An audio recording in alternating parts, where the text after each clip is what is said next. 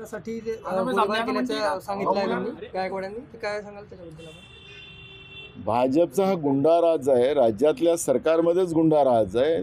जनतेचे पैसे लुटणं आणि सरकारी जागा हडप करणं, पैसा कमवणं आणि या सगळ्या व्यवस्थेचा जो माज आलेला आहे तो आपण भाजप आणि शिंदे आणि अजित पवार या अशा गटामध्ये आपण पाहतो आहे.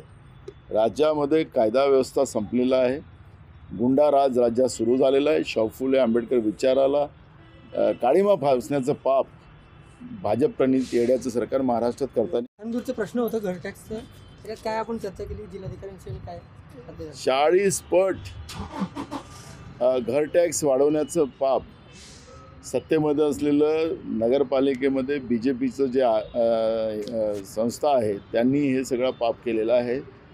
स्वतः जे नगरसेवक आहेत तिथले भाजपचे, त्यांच्या घराचा टॅक्स उलटा कमी करून टाकला आणि सर्वसामान्य लोकांचा, टिनाचं घर असेल 1000 रुपये टॅक्स होतं, त्याला 73,000चा टॅक्स करून टाकला.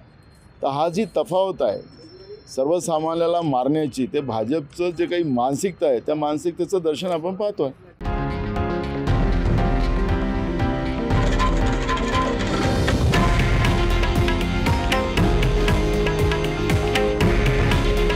हे आहे देशातील नंबर 1 न्यूज नेटवर्क आणि आपण पाहत आहात TV9 मराठी.